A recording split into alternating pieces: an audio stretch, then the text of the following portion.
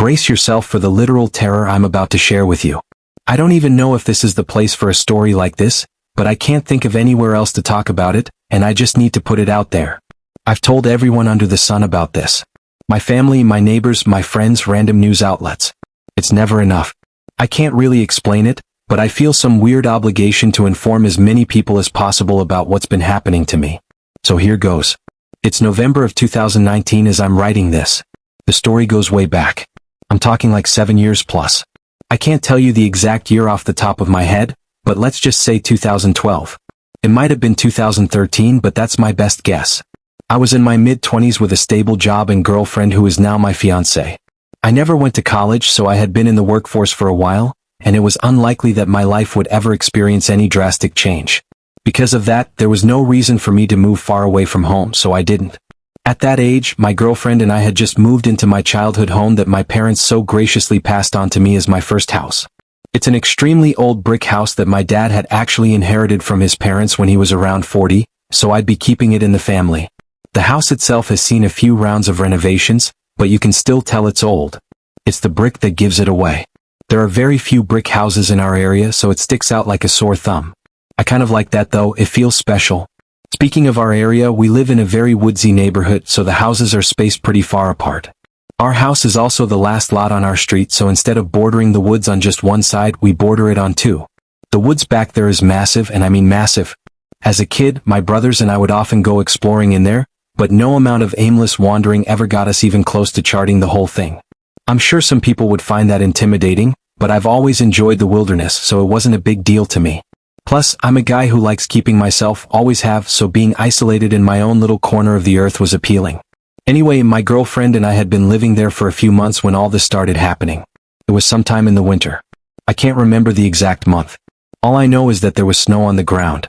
It was sometime after 8 o'clock in the morning on a Sunday, the one day a week I got to sleep in. As I was getting in my pickup truck to treat myself to a coffee like I do every Sunday morning, I noticed something odd. In the driveway, right next to my car, there was what looked like a trail of footprints in the snow. My first thought was that my girlfriend had somehow woken up before me without me hearing her, and she came out to the driveway for whatever reason. But the more I looked around, the more I realized that was impossible. The path led across my front yard and through the hole in our side yard fence, meaning the footprints had originated from somewhere in the woods. On top of that, the trail didn't lead anywhere near our house, meaning they couldn't have been created by my girlfriend. I remember standing there, confused as hell. The trail didn't lead around our house or up to any of the windows, just the driver's side door of my car. That meant someone had walked directly from the woods to my car, only to immediately turn around and walk straight back into the woods. It was bizarre. I ended up asking my girlfriend about it later that day, but she obviously wasn't responsible for it. I wish I could give you more details about that first instance, but it was so long ago that that's about as much as I remember. It must have been at least 2 winters after that when the next thing happened. I specifically remember it being 2015 because that was the year my Seahawks lost the Super Bowl to Tom Brady. I woke up that morning and walked to my car. I think it was a weekday, but I'm not positive. As soon as I stepped outside, I instantly knew something was very, very wrong. There were footprints everywhere.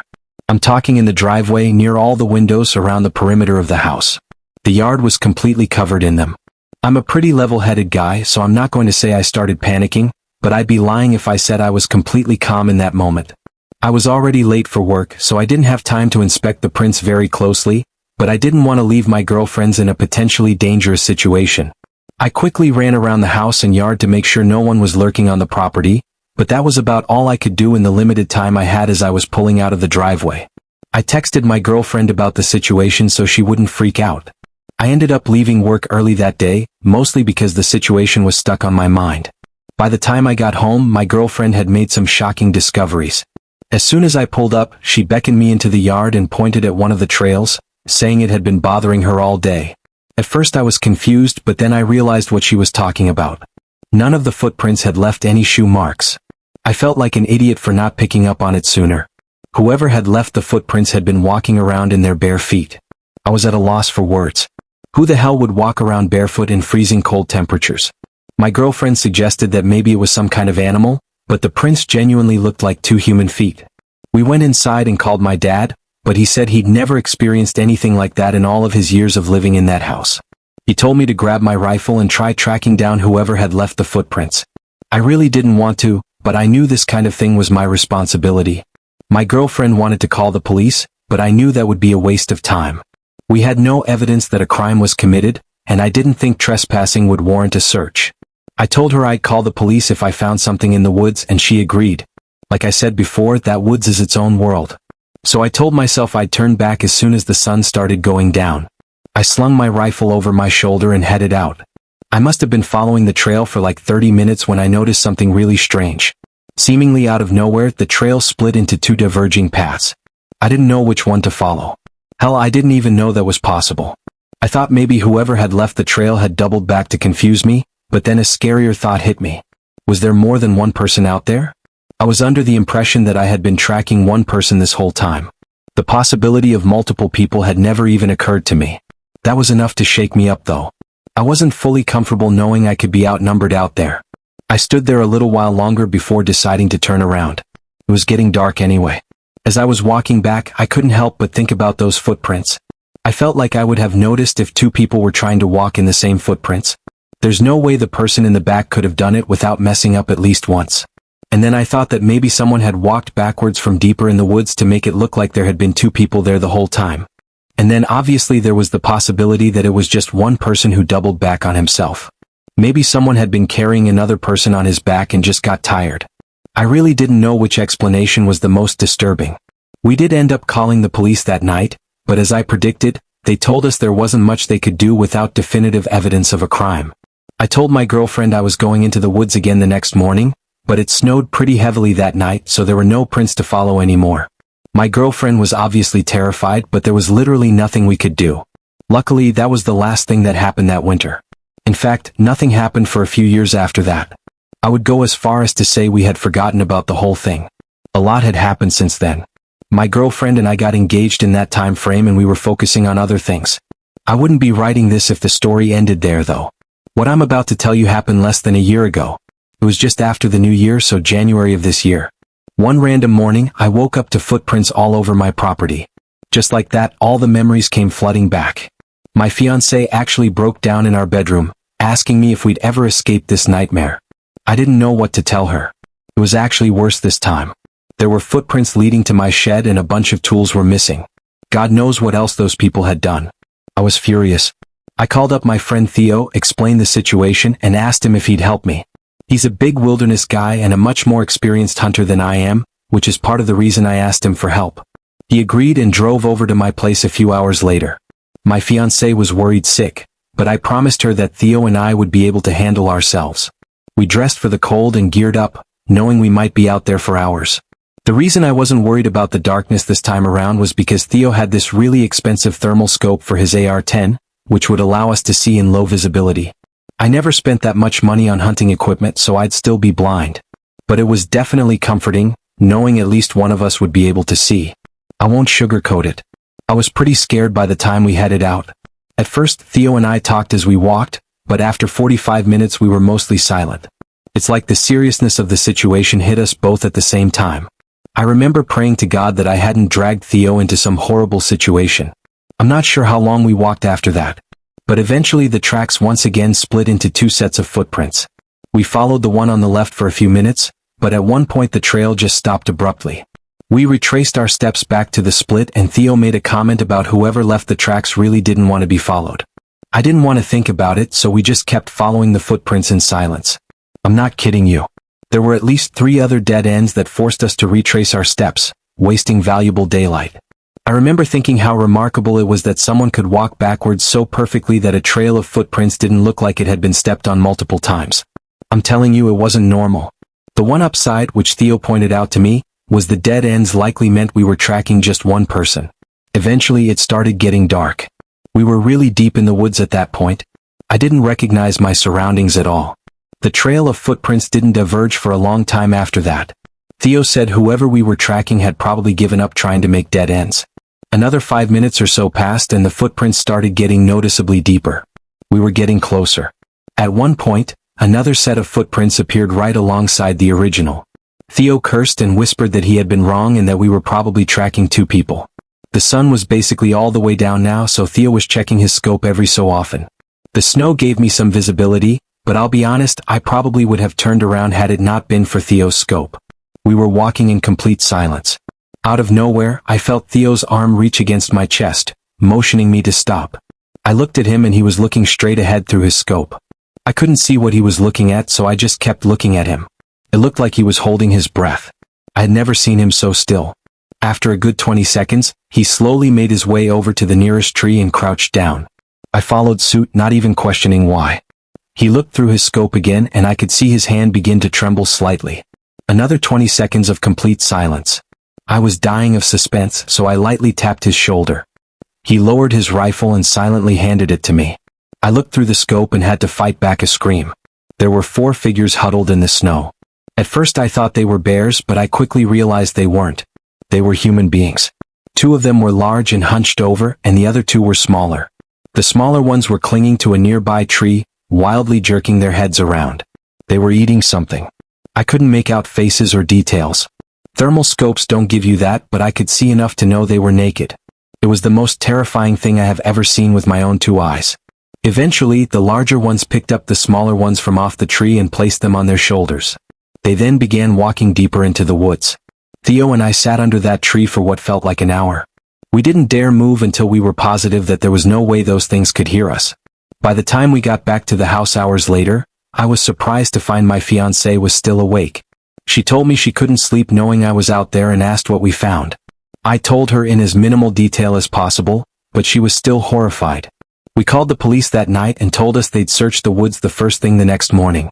Theo agreed to stay the night so the 2 of us could assist the police in their search. The next morning the police searched the woods with our help, but called it off after a few hours due to the partly covered up footprints. My fiancé demanded that they keep searching, but they said they couldn't sanction a huge search over some missing tools.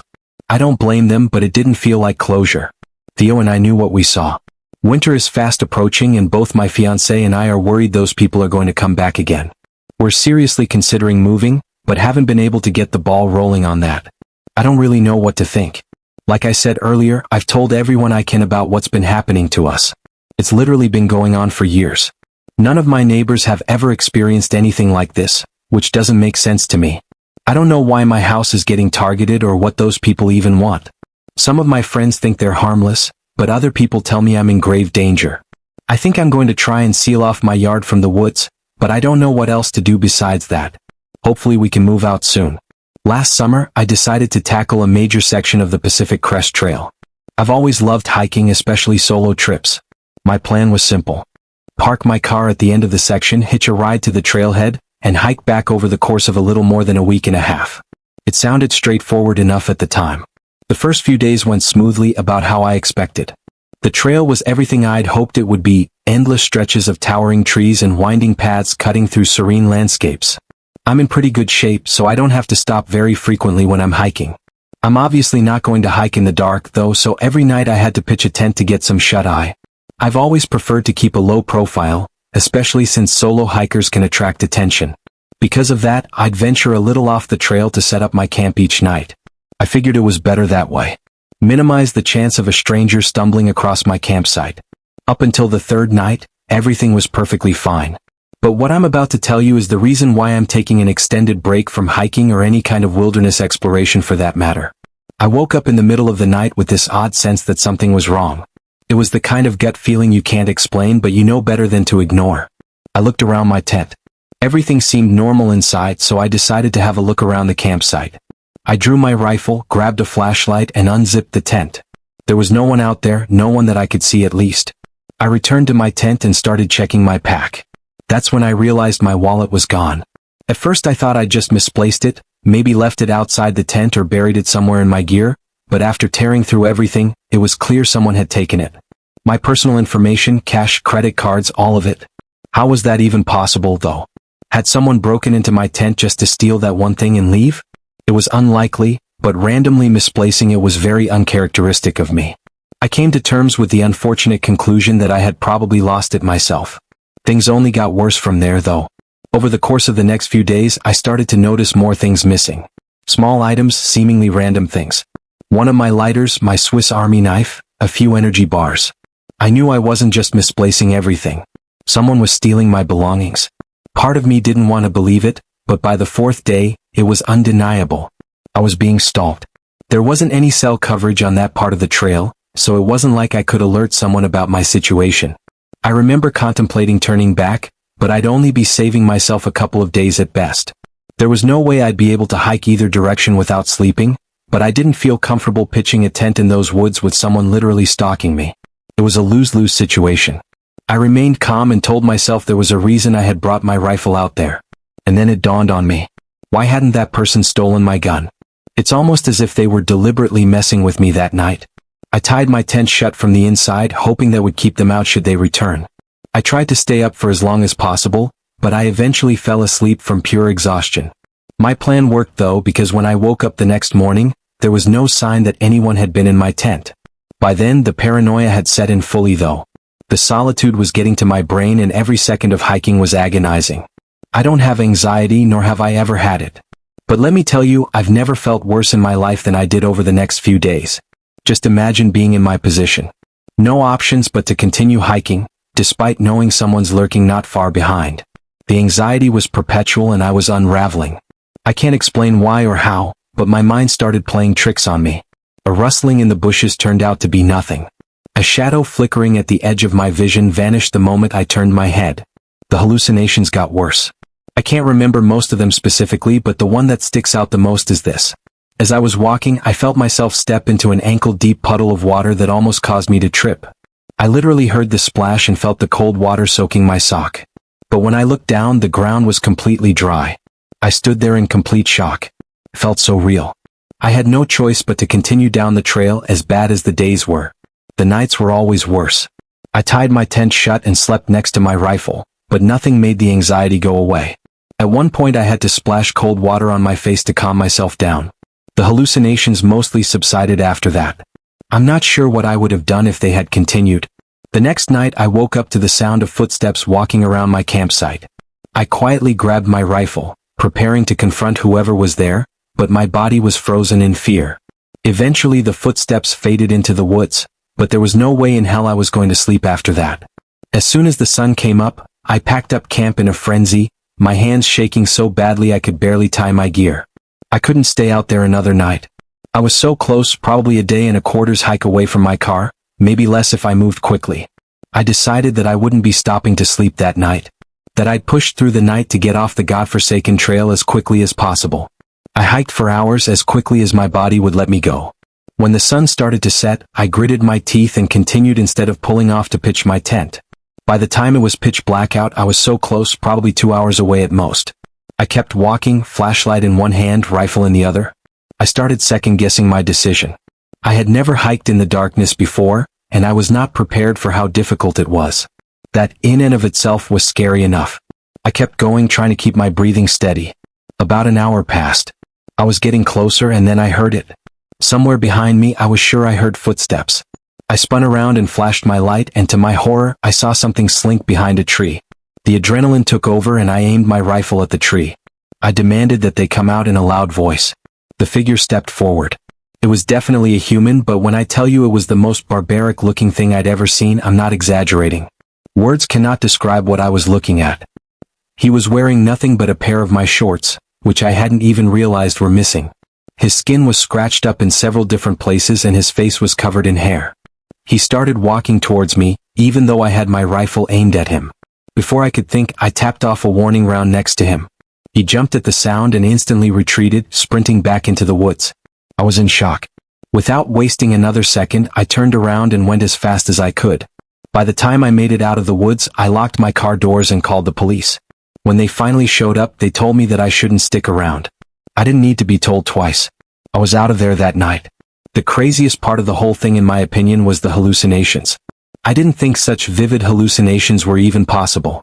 It's going to be a long time before I go hiking again, and I can confidently say that when I do, I won't be alone. I would advise anyone planning on hiking the Pacific Crest Trail to be extremely cautious and carry a firearm. This experience is something I still think about often. I apologize in advance if I mess up any details about the story I'm about to tell. This is something that my best friend told me multiple times several years ago now. It's one of those stories so unsettling you can't shake it even after hearing it more than once. My friend's dad was a logger, specifically a tree saw operator. For those who don't know, a tree saw is a massive machine capable of cutting down giant trees and slicing them to specific lengths. His job meant long, grueling hours, often alone in the deep, secluded forests of the Pacific Northwest. The way his logging crew worked, he was paid based on the number of trees he cut down rather than the hours he worked, so he would often push himself to work 16 to 20-hour days to finish jobs as quickly as possible. After he and his co-worker finished their part, the rest of the crew would come in to clear the felled trees and transport them to the mill. While he spent about half of his time working alone, the other half was spent with his friend Griffin, another tree saw operator. They used radios to communicate, especially when they worked on opposite ends of the same job site. A number of years ago, my friend's dad and Griffin were assigned to a remote job site high up on a mountain. It took the company over 3 weeks just to clear a road wide enough for their trucks and equipment to make it to the site. By the time they began work, they were positioned in an extremely desolate part of the mountain. They were already 10 days in, making good progress when they started hearing strange chatter over their radios. At first the voices were muffled, just faint, static-laden murmurs that didn't make sense. They tried switching channels, but no matter what they did, the chatter followed them. Anyone who's used a standard radio knows how strange that is. It should be impossible for anyone to follow you when you're switching channels. As they progressed farther up the mountain, the voices became more distinct. They couldn't hear full conversations, but based on what they could hear, they both agreed that the tone of the conversation fragments felt off. My friend's dad said it sounded almost casual at times, but the content was unintelligible. They also started finding strange signs that people had been there before them. Random containers, footprints in the dirt, and small makeshift campsites. Like I said before, they were in a place so remote it was practically inaccessible, so these discoveries were deeply unsettling. No one should have been up there. One day, Griffin came across a tent hidden just off a trail and called my friend's dad over. They decided to investigate. Inside, they found a single sleeping bag and a duffel bag filled with the most disturbing things imaginable. Multiple pairs of children's underwear, duct tape, rope, and crude sketches of children being molested. There were even photos of a fresh apple indicating whoever owned it had been there recently. Griffin wanted to pack up and leave immediately. My friend's dad, ever the workaholic, insisted they finish the job. They agreed to limit radio communication to emergencies only and decided to keep working. That night they sat in the camper, unable to shake the dread that hung over them. The radio crackled to life again. And this time they could make out snippets of a conversation between two men. They were talking about mundane things, collecting water and firewood, but the realization that these men were likely connected to the tent freaked my friend's dad out. Griffin wasn't as fazed, but my friend's dad was losing it. The next night, my friend's dad decided to confront them. When he heard the men talking about gathering bush for a fire, he grabbed the radio and demanded to know who they were and what they were doing there. The radio went silent immediately, and the men didn't respond. That silence was almost more unnerving than the chatter. Griffin was upset that my friend's dad had announced their presence, and the two of them got into a brief argument before deciding they'd escalate the situation the next day. Around midnight, Griffin shook my friend's dad awake, whispering that someone was outside the camper. The first thing he noticed was the soft sound of footsteps crunching on the gravel outside. Heart pounding, he fumbled for his gun, only to realize it wasn't loaded. He had no idea where his ammunition was. Griffin was unarmed, and the idea of calling the police was laughable given their location. They both sat frozen as they heard the camper door handle jiggle. The door creaked open but didn't fully swing inward. Their camper was high off the ground and there was no ladder or stool to climb up. Then came the scratching. Long, deliberate scratches along the outside of the door. For agonizing minutes passed. Finally, my friend's dad nodded at Griffin, signaling he was going to check it out. He moved quietly toward the door, gripping a flashlight in his shaking hand. Just as he reached the door, it burst open and he was struck across the face with a knife. His pain was blinding. He fell out of the camper, hitting the ground hard. Before he could recover, a man was on top of him, pressing the knife against his neck. Another man appeared, kicking him repeatedly in the head. Griffin, without hesitation, leapt out of the camper and tackled the man with a knife. The second man bolted into the darkness, and the one Griffin had tackled scrambled to his feet and followed. They disappeared into the forest. Griffin helped my dad's friend back into the truck, and they drove 2 hours to the nearest hospital. It was bad. His face was a bloody mess and there was a cut across his eye so severe it permanently damaged his vision. They reported the attack to the police, but nothing came of it. 2 weeks later, as the rest of the logging crew finished the job, one of their coworkers was found bound, gagged, raped, and murdered in a ditch. No arrests were ever made. To this day, my friend's dad struggles with PTSD. His right eye, with its disfigured pupil, constantly reminds him of that night. I'm sure he hasn't had a full night of restful sleep since. I've been terrified of deep woods for a long time now, mostly because of my friend's dad's experience. I haven't heard from my friend or his dad in years now, so I can only hope he's doing all right.